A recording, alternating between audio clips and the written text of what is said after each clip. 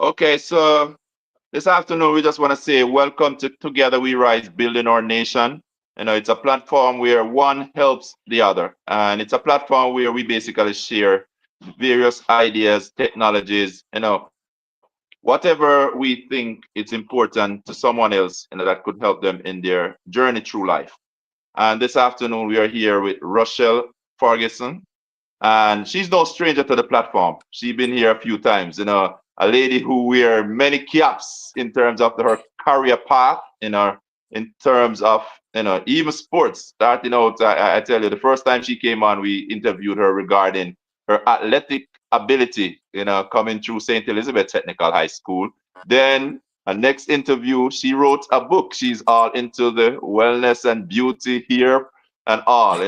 And then here tonight we have her back with financial roadmap. So many of us struggle with managing our money. So we just want to say welcome, Rochelle. Welcome to Together We Rise, Building Our Nation. Thank you, Ian. It's good to be here. It's a pleasure to come back again. Work together, help each other, and I'm hoping through this interview and this platform that whatever tidbit I could give to help others.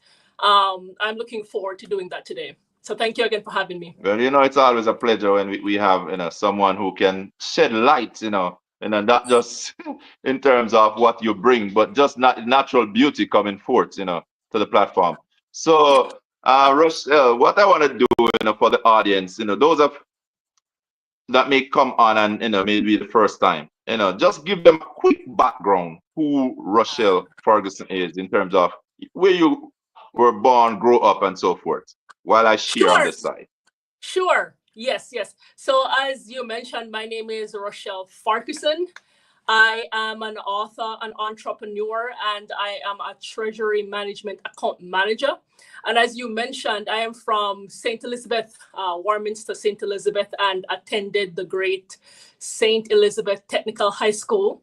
I was an athlete throughout my time there, track and field. Like you mentioned, we discussed this on this platform before. But yes, I love writing. I love, giving back and helping others. So I'm hoping through this interview or this not necessarily interview, but conversation that I could shed some light on, some financial principles and tidbits that someone could take away from tonight and to, improve their financial situation. So I'm looking forward to that.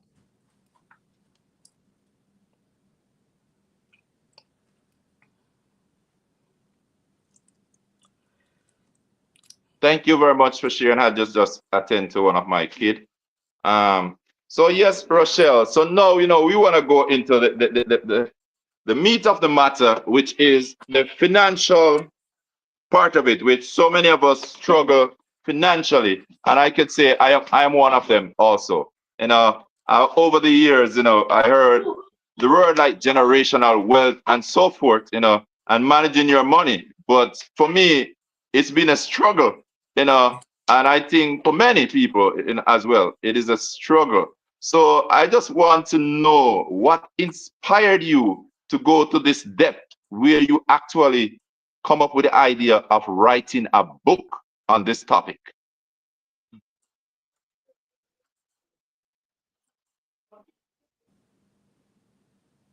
You mentioned that you struggle. I think we all have been at a point in time. I have struggled myself. That's why I can sit here and say, okay, I want to give this information. But I think majority of people starting out has struggled with finances at one point in time. So I was inspired to write this book for two specific reasons. Number one, for younger Rochelle, for my younger self, and for people starting out where I started out. If you know me, then you know that I came from, humble beginnings. And growing up in my household and even in school, financial literacy wasn't something that was taught. I did not have access or was exposed to anyone who was, financially stable or wealthy, to learn those principles, or they could pass that on to me. to be able to start early in that life. So it took me a minute. It's earlier in my career, I had to go through the process. I had to learn. I had to read the books. I had to watch the videos. I had to fail and learn through that failure to become who I am today.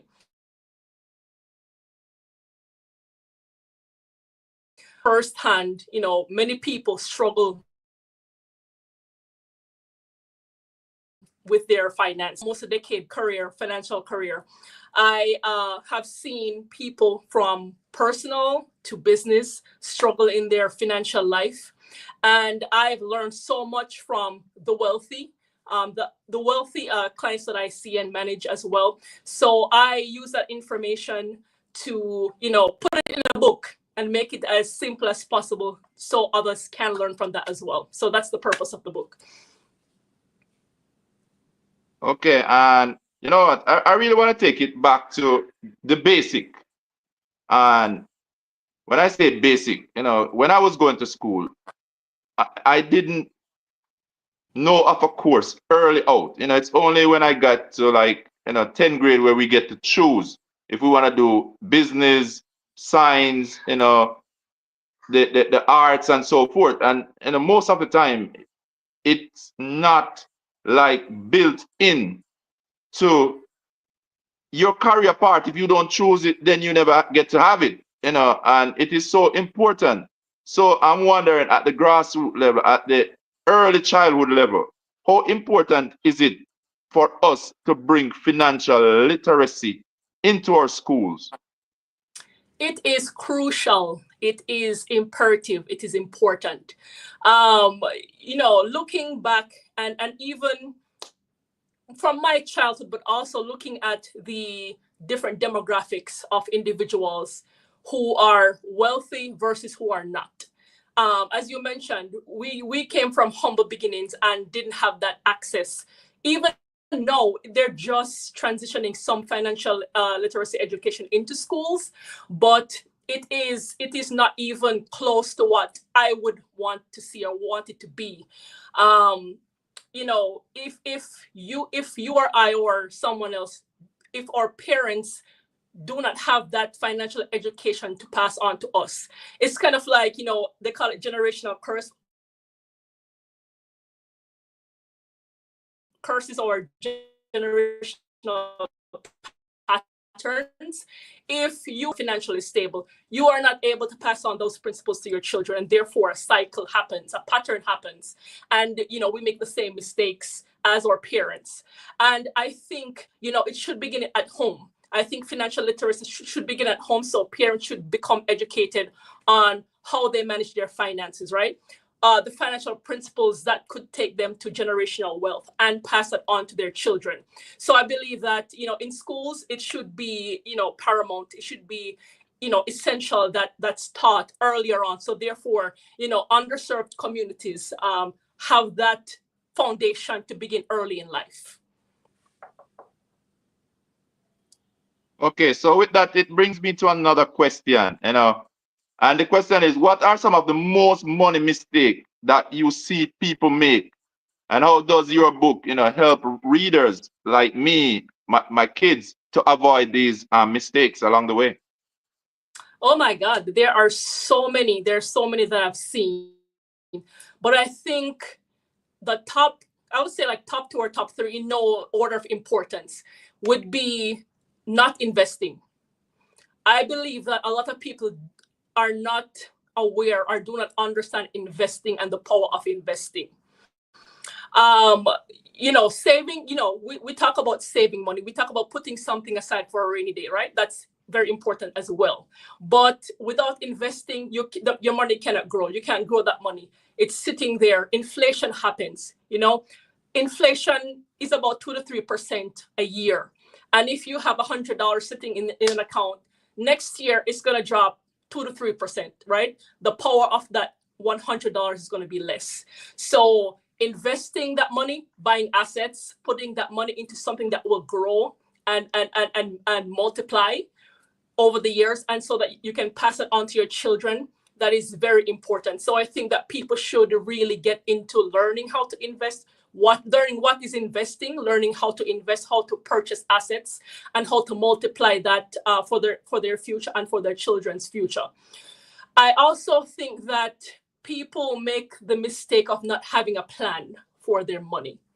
So anything from having a budget, anything from you basically have to tell your money what to do.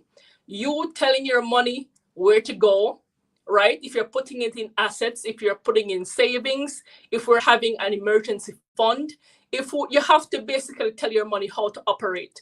I have a favorite quote that says, "Money is a terrible master, but a great servant."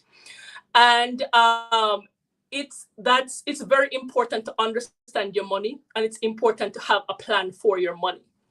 And I think the third mistake that I see people make is living above their means. We live in a society today that, we're quick to show off. We want to show off this and show off that, and who has the most this and the most that. And I think what a lot of people don't realize and understand is that people with the most wealth, you will not know that they're wealthy. They don't show it off. They don't, as like we call it in Jamaica, floss it, flossing and all that stuff. A lot of wealthy people, you would not know. You'll see a simple man in the street. You don't know that he has millions of dollars. You don't know that he's wealthy, because wealth is quiet, right? Once you have it, you want to protect it, you want to grow it. So they focus on building that wealth rather than showing it off. So I think that people should be wise about how they manage their money, right? And understanding that it's not how much you make, but it's how much you keep and how you multiply what you keep.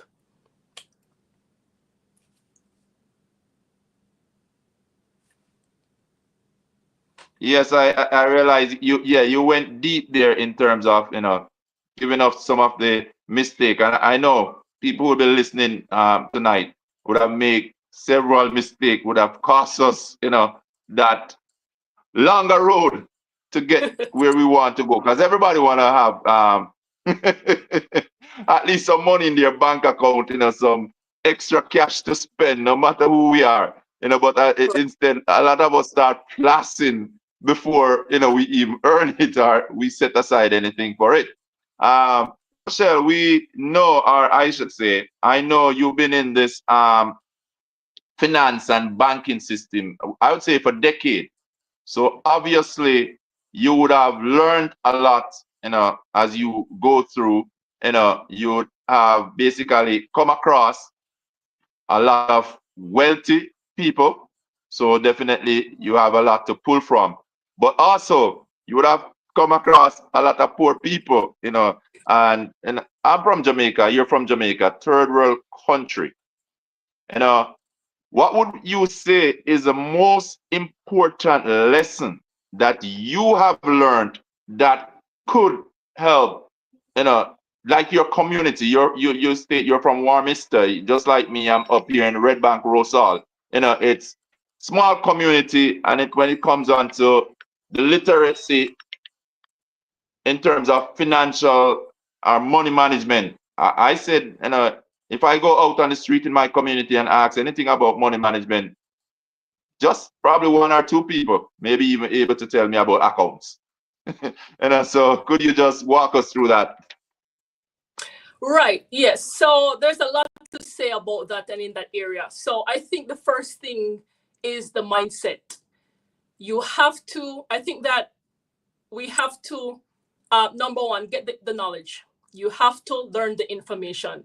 You have to change the mindset, right?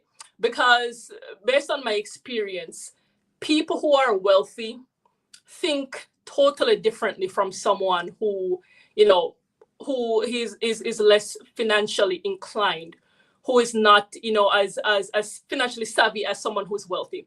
They think differently, they act differently, they show up differently. The things that they do, they're different than someone who, is poor, right? For example, someone with a poor mindset, might be in debt consistently, recurring debt, right? They just, as soon as they get their paycheck, they're purchasing, they're consuming. They're not thinking about the future. They don't think about assets. They don't know about assets. And a lot of the times what I've seen in my career is that it's not necessarily that some people are irresponsible, but it's not necessarily that all of them are irresponsible. It's just that they lack the knowledge. They don't have the information. They've never seen anyone who has had wealth, who has managed millions, or who has grown a business. So they don't know what to do. So, I on the other side of the coin, people who are wealthy, they were taught early, okay, this is how you show up in life. This is what you do. This is how you think. Money is a tool. They understand that money is a tool, and it's not necessarily something that you just get it and consume, right? We live in a consumerism or a consumer economy where we want everything now. It's instant gratification. It's, I want to have the latest, I want to look the richest, I want to be this way. But people who are wealthy, they don't operate with that mindset. They think long term. They think about, okay, what assets do I want to purchase? How can I grow my money? How can I create something for my children and my children's children? So they think long term. They think investing.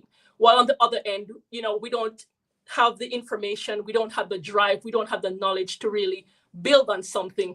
So again, it's not necessarily for some people that they're irresponsible, it's just that they lack the knowledge. And I would say for those individuals to work on the mindset first. That's the first thing. Change your mindset. Know that you are also able to build wealth, even though you may not see it. Seek out the information, seek out the knowledge. Find a mentor who is doing well in life, so you can learn from them and pull yourself out of that situation and build your mindset for financial wealth and for generational wealth. Okay, thank you for going through that. But as you close out, you mentioned generational wealth. Yes. All right. So, I want you to speak on generational wealth, and also again, how well does people out there, and I like to talk about Jamaica and my community, how much they understand this, so could you walk us through creating that generational wealth, and what does it really mean by, saying creating generational wealth? We hear the term, but do we do it? That's a great question.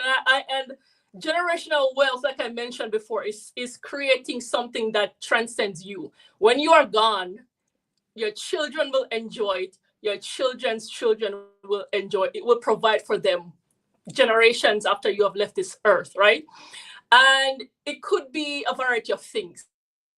A lot of people, they have businesses. They create something that builds on itself so they can leave a legacy, as you would say, for their children. And going back to, the communities in Jamaica, putting myself in that situation, like I mentioned before, I didn't see anybody in my immediate circle or who I had access to or exposed to that was actively working and building generational wealth.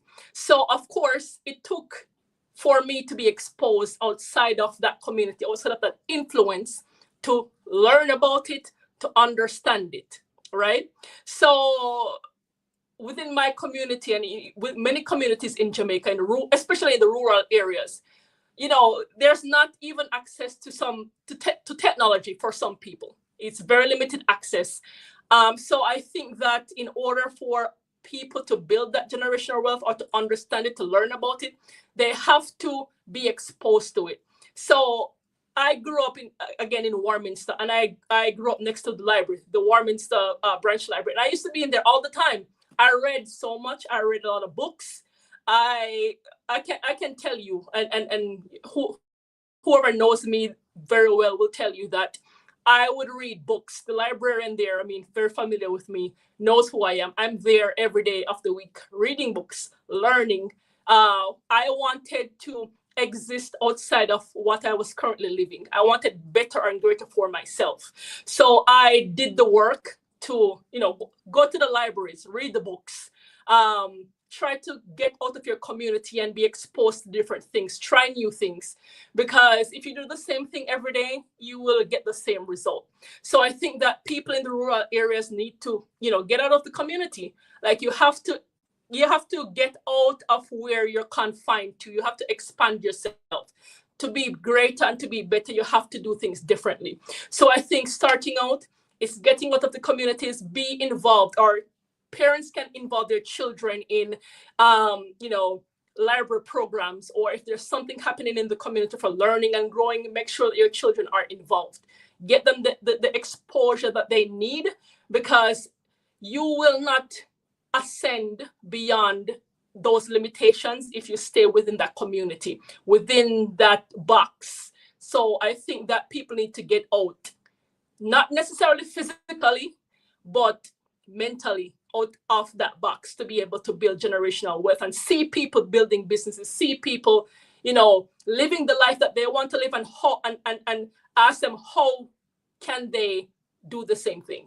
So it's basically exposure. Okay, so the reason why I definitely wanted you to go over that, so that everybody could listen in on that and see how critical it is to build that generational wealth. And I'll tell you, I am striving now, to see how much I can create, even though I start at a late stage. And you will probably, whoever is following me, realize I have 3 little babies, 3 little Mhm. kids, 7-year-old, 5-year-old, and a 3-year-old. So And then the thing is, it doesn't you, matter what, and the thing is, there's no limitation on that too. It doesn't matter what time you start. As long as you start and show, you have your kids, you can get them into different programs, show them by being an example of, okay, you're building your business there, that's something that you can start and expand on, so they can see what you are doing, and also them being exposed to different programs and ideals, so that they can excel beyond what they've seen. So yeah, but I see the importance. So, therefore, I'm striving and I'm happy, when I realize and I learned of the fact that you're putting together this book, the financial roadmap. But, I just want to say, and you mentioned about reading, and you're close to the library. But what I want you to differentiate for us is, 'cause we know there's tons and millions of books out there in terms of financial breakthrough, finance this, finance that. What is it about your book that differ from the other books, and why should everyone be reading the book you have just written? yes, sure. There are plenty of books on the market, regarding anything but financial literacy. And I think the difference with my book is that it is very simple. And a lot of people think that simple is a bad thing. I think that simple is great. My book is to the point. It gets to the point. It breaks down exactly line by line what I believe and what I've seen and experienced, what I've used for myself or clients as well. My book breaks down point by point, line by line, exactly what it is. So it is very simple. It is to the point. It's easy to read, and there's no complex, complicated jargon in that book to say, "Oh, I can't understand what you're trying to say." The reader, once they read that book, it is very simple. It's to the point. You will understand exactly what I am saying. Um, this book also has, when you cook, when you're in Jamaica and you cook and say they put your foot in it, they put love in the food. There's love in this book. I want people, when they read this, I wrote this book because to myself, first and foremost, because I wanted the knowledge then. What I know now, I want people to know it and use it. So I poured that into the book. So it is simple, to the point, and it doesn't beat around the bush. So I think that's what differentiates my book.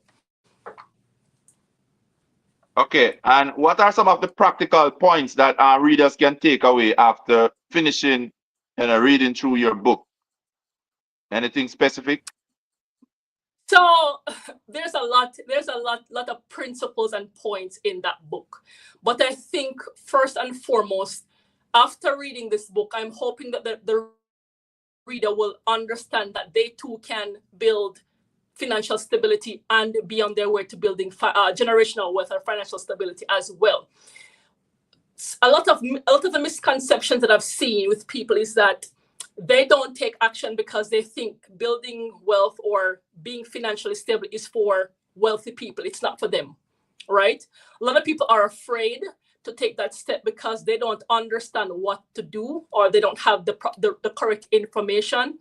And once they're finished with this book, they will say or think to themselves, okay, I have a blueprint. I have that roadmap to start. And that's why I named it the roadmap, financial roadmap, because it takes you through a series of principles and events that will clear up your understanding of what financial literacy is, to clear up any misconceptions or any doubts within the reader's mind that they are not able, or for whatever reason, whether they're in debt or they just don't know where to start. There's something in that book for a reader to spark that imagination or that goal that they would potentially want to accomplish. So there's something in there for everyone.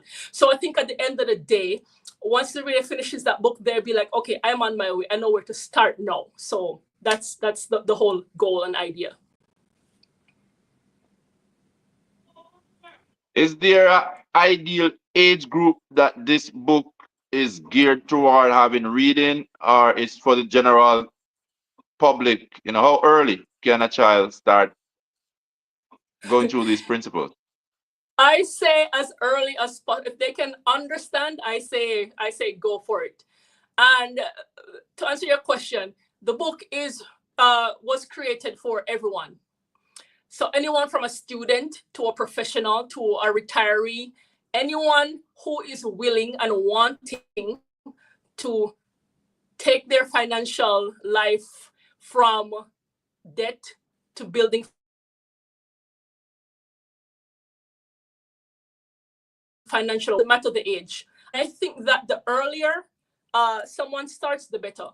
And in the investment world, the earlier you start, compounding interest is gold. Is gold, right? Gold. And the earlier you start, the more wealth you will build over time. It's just time in the market. It's over time you build. So I think if they can understand it at 5 or 10 or whatever the age, start as soon as possible.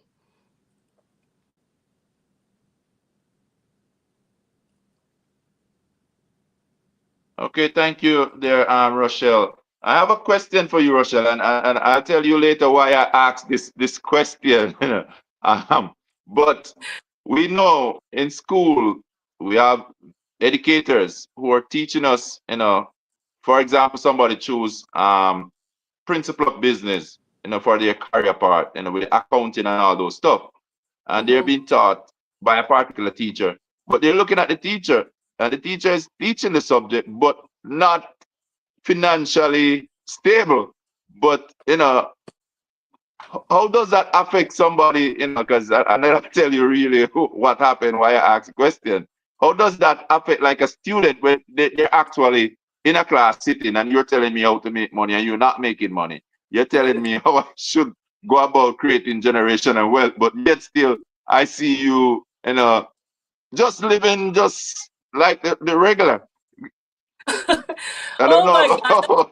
that's a great question, because it's been not a debate, but we see it all the time. Even for me in college or in high school, whatever the situation may be. Yes, you have a teacher teaching you how to build a business, yet they don't have a business, right? They're teaching you how to be wealthy, but they are not wealthy. So in that regard, it's a catch-22, or here's what I will say about that. Take advice from the people who are doing what you want to do.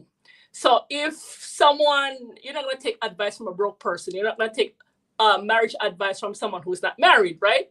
So take advice from people who are doing what you want to do. With regards to that question, there's theory and there's practice. There's theory and then there's the real world, right? You can teach theoretical knowledge all day, right? But it is, are you taking your own advice? Are you taking the steps to become wealthy? Are you taking the steps to become better, right? So the other teachers that you have, I've had those, in college or high school or whatever the situation is. They're teaching the theoretical part of the information, but when you step into the real world, it's something different. So I would say take advice from people who are actually doing the thing, or they're where you want to be. They would be better equipped to tell you, okay, I have done this, it didn't work, so I did this instead. But also to understand as well that even though someone is wealthy or successful, your journey will also differ from theirs. Even though you want to get to the same place, you're starting at a different point. So maybe they could be wealthy, but their family taught them financial literacy. That's why they were able to get to financial stability or generational wealth quicker. Maybe and then you are starting from a humble beginning, so you're going to have to do something a little different than what they did, right? But at the end of the day, I would say take the advice. They're both legitimate. They're both valid. But at the same time, use the theoretical knowledge, put it into practice, and once you do that consistently, then you'll be able to get there. But a lot of people, they don't put in the work outside of the information. So that's why they're not where they want to be.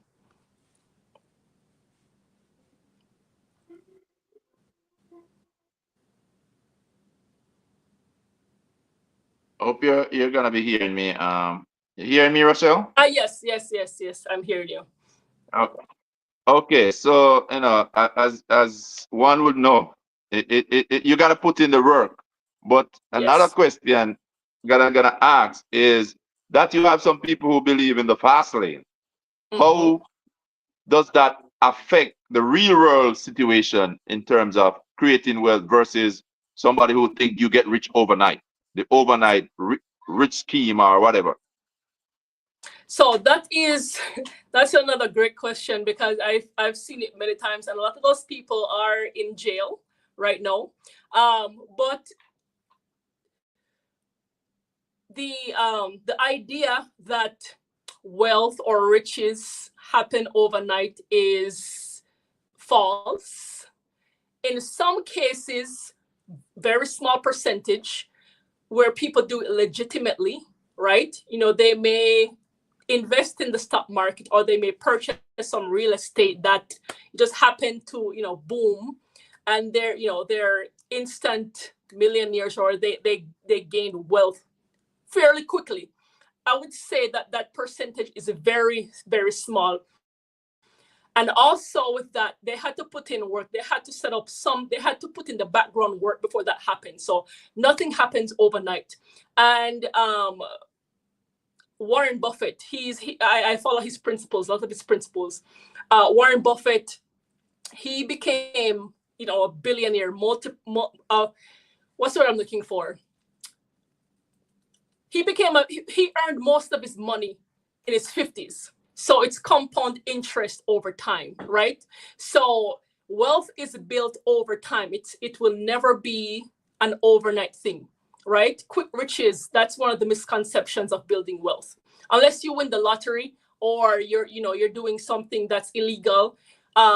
Usually building wealth is going to take time. It's going to take consistency.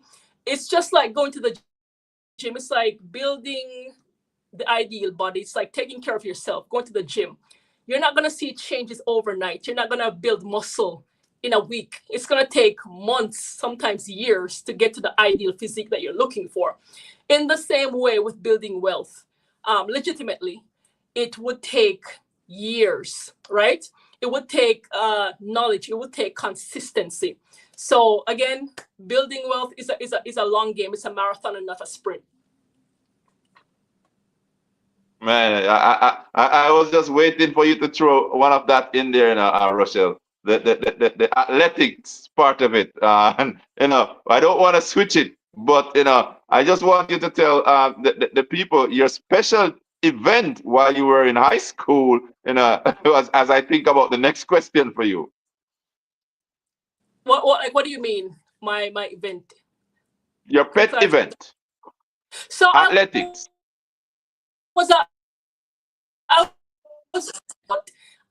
I was I was very good at the long and triple jump. So those were my primary events, and that's those two events I did very well at. So I was, I ran the 100, I ran the hurdles, but I stuck with the jumps in high school. All right, now my next question comes in. Is there any principle in terms of you while training, representing, building yourself as an athlete in comparison to that in terms of managing your money? That goes hand in hand. Oh yes, that's a great question. Of course, there are many similarities. So number one, discipline, and my book talks about that. That's one of the principles of managing your finances is discipline, right? If we tie it back into track and field, we have the off season where we train, right? The building season, we go out there, we train, we run long, we train hard, right? Preparing for the competition. And I can't show up to training and say, oh, I'm not going to do anything today. I'm just going to take today off, right? And then expect come track season to perform at my peak, right? I have to put in the background work. I have to do the long runs. I have to do the lifting the weights. And I have to build that mindset up that, okay, putting in the work. In the same way, when you're building wealth, you have to be disciplined. You will be hit with, or you will face several obstacles. For example, like one I discussed earlier, you will be tempted to live above your means, right? If you have friends who are always going out, always traveling, always buying new cars, living, in fancy apartments, different things like that, you will be peer pressured. You will feel that pressure to match up or to be in that same category. And you're going to have to be disciplined enough to forego that. You're going to have to live below your means, which calls for discipline, right? Perseverance is the next. You have to, even in the track and field and in building your finances, right? You are going to face, again, obstacles that will test your perseverance. And you're going to have to say to yourself, this is my goal. You're going to have to set goals because and break them down into actionable steps that will help you to overcome those challenges that you face, right? You're going to face yourself, which includes your habits, right? Your mindset. You're going to face quite a few different things that you're going to have to persevere through, right? In the same way with track and field, you're going to fail, you're going to lose, right? You're going to get beaten in your event. And you're going to have to go back to the drawing board and say, okay, what can I do differently, right? What can I take from this failure and apply so that next time when I go to compete, I can win? In the same way with finances, you're going to have to say, okay, what principles or what can I do this time? What can I change? What can I pivot on to get to that goal? So that's kind of how I look at it.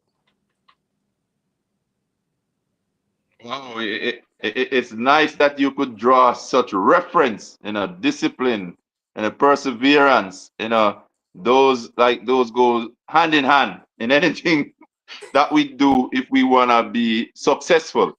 So, I'm happy that you went there with this. All right. So with your book, Rochelle, we've been here a while. Just tell us where can we find the book, and so forth. Yes, so this is the book, The Financial Roadmap, Navigating Your Journey to Financial Freedom. Currently, it is on Amazon right now. So it's live and available for purchase. And if you go to Amazon, type in the name of the book or my name, you'll be able to find that book and purchase it there. And I'm working on several different platforms currently that it will be available on. So once that's available, I will provide that information. All right. So today I was talking to one of my friends, and they're like, man, Amazon and shipping to Jamaica a little bit challenging at times. Have you plans for Jamaica, having it in our local store here in our school? I think the Stets family would want to see it, somewhere over on the Stets Eventually. compound. Eventually, yes, yes. I'm working on several different things to be available in Jamaica. I know shipping can be a nightmare with different products, and even with Amazon. So I am in the future, in the near future, I am working on having that available in Jamaica for local purchase. Great. And again, just remind us, if there's one thing that you want anyone that reads this book to take away from, your knowledge, your journey, your experience, what would that be? Oh, there's so much. There's so Well, much. give us a few. Give us a few. I'm thinking. I don't think there's like yeah. I have several, but I think at the end of the day, here's what I will say. At the end of the day, you have to want it, right? Well, let me rephrase that, because everyone wants it. Everyone wants to be rich. Everyone wants to have wealth, right? But you have to put in the work. You have to want it, and you have to put in the work to get it. And I mentioned earlier that when you asked about what differentiates my book from others on the market, and I said that it's simple. This building wealth is simple, but it is not easy. The steps are there, but you will face challenges with getting to your financial goal. It's not a question. It's not if or but or maybe. It is a definite yes that you will face challenges. So I would say that the reader should get the information, right? Read it thoroughly, absorb the information, do your research, right? Get on the internet. That's how I started. Get on the internet, read, right? Read as much as possible. Knowledge is key, but also after gaining that knowledge, implementation is next. Get the knowledge, use it, practice it consistently, right? And work on your mindset in the beginning. I'm telling you, mindset is everything. Work on that mindset, implement the information, do it consistently, read, expose yourself to others, right? Broaden your network, learn from others, right? Be of value to others and gain information from them. So take that information and just do what you need to do, and you'll be fine. All right, Rochelle, as a person, and as we go through this interview, you mentioned several times, you're a person who loves to read. You're living close to the library. The librarian know you like, one of their child. So the Oh yeah. question I want to ask you, and if you may, um, could you provide us probably three books that we could couple with your book to read that will give us even greater insight. So tell us about two of the books or three that you read, that you have also taken away from. So if somebody is really listening this afternoon and they really, for me, I definitely gonna have the books in my hand. I wanna pass them to my kids. I wanna go through them with my kids. Each of them I actually decide on handing a book to each child with their name on it, and at least you can say daddy had passed me this book. But if I wanted to add another to the table, just tell us probably one or two of the books that you have read. Sure. Yes, yes, yes. The first book that I read, or one of the first books that I read in terms of financial literacy and financial information is called The Richest Man in Babylon. Don't quote me on that. But The Richest Man in Babylon. That book was paramount to my growth in my financial life. I took several principles from that book to implement in my life and also for clients, and also in my book as well. So The Richest Man in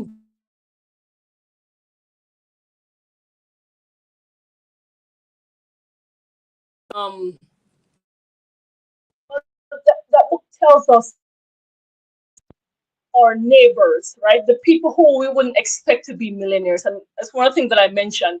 The people who wouldn't think, you would walk past a man who dresses normal and you wouldn't even think that he's a millionaire. And he lives next door to you. You wouldn't think he's a millionaire. So the millionaire next door breaks down. It's a study that breaks down and tells us, okay, hey, being a millionaire doesn't necessarily mean that you have to own a huge business or anything of that nature. But if you take the financial principles in from any finance guru or expert and use that in your everyday life, you can too be a millionaire. Um, I think the third book is called The Automatic Millionaire.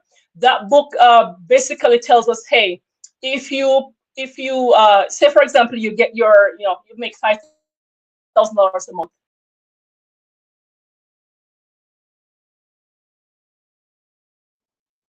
Okay, guys, so we lost Rochelle for a quick minute, but I am telling you, she has definitely left us more empowered than we were before listening in. She has definitely brought to light some of the principles in terms of creating generational wealth. She have told us the reason why we should get that book. It's simple, and it's basically for everyone.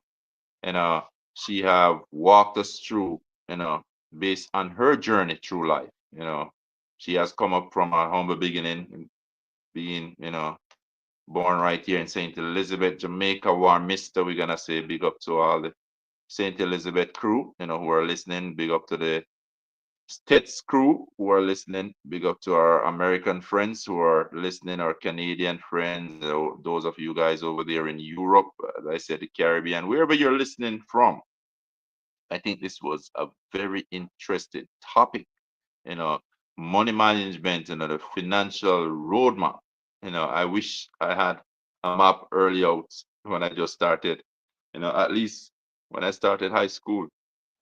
Um, it would have been very important to have such knowledge. And, really want to thank Rochelle for coming in this afternoon and just sharing with us, some of the key points, to our financial breakthrough, you know, and it's really a pleasure for me to have her here on the platform where she get to share, some of her knowledge. As I told you guys, she been in the banking sector, being an account manager in the banking sector for many years. It's like a decade of knowledge that have been broken down and put into a book, The Financial Roadmap. You know, it's one that I said, you know, it is very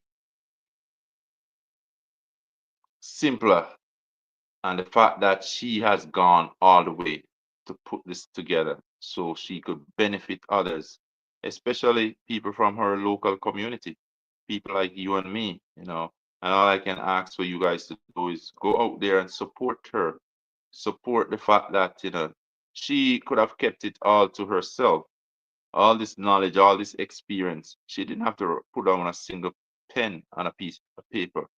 Furthermore, to go to get it typed, published, and to have it out there available for each and every one of us.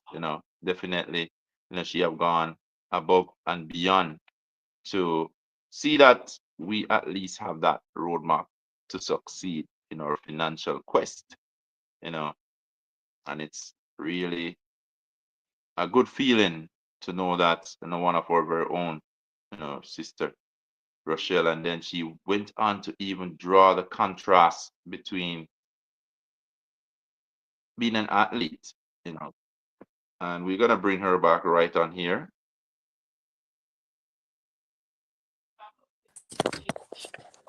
my there were some Right. phone issues.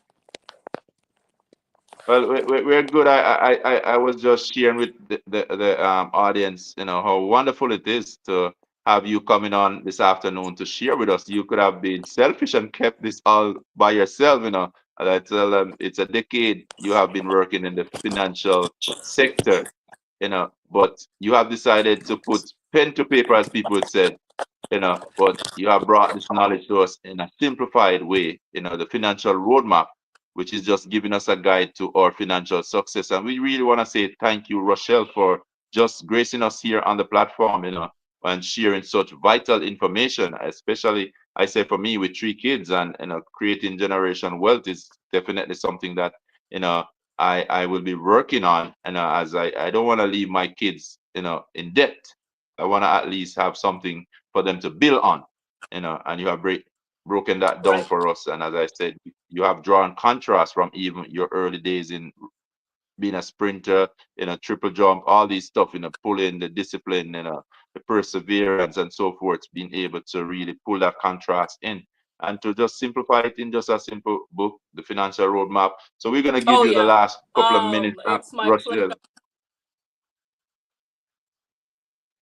No, yeah, I was saying, yes, it has been my pleasure. I am of the mindset that you can't hoard or gatekeep the information for yourself. I believe that I'm of the mindset that I want to be a person of value. If I have the information, I'm going to give it, I'm going to share it so that others can learn from that as well and build on themselves and putting in the work for themselves, to get it done. So it was a pleasure. Thank you again for having me, and it was a pleasure coming on and sharing that information. And I do hope that individuals who see this broadcast, that they can pull from that and implement within their lives and want that goal for themselves as well. Thank you very much. And guys, just remember that the book is out there. It's on Amazon, and if you're somebody who is fearful of using technology, just know that you could reach out to either me or Rochelle, and we'll find a way to get that book in your hands. Right. Definitely, yes. If you have any questions, you can reach out to me via Instagram or Facebook as well, and I can help you, like Ian mentioned, get that book in your hands. So yeah, just reach out at any point in time. All right, again, Rochelle, on behalf of the Together We Rise Building Our Nation family, we just want to say thank you a million for being here this afternoon. And we definitely know this message will reach the ears of those who need to hear this. So, guys, if you just want to join and share the message, whether through Facebook, it's also over there on YouTube, but you'll have to type out the Together We Rise Building Our Nation. And as I said, it's a platform where one helps the other, and the information that is shared here is not something that you should just keep to yourself, but it's something that you should share if you love someone and you want to see them grow into their better self, especially when it comes on to financial literacy and just having a roadmap to success. I say go share. And I thank you again, Rochelle. Have a blessed afternoon. Thank you for having me. Bye.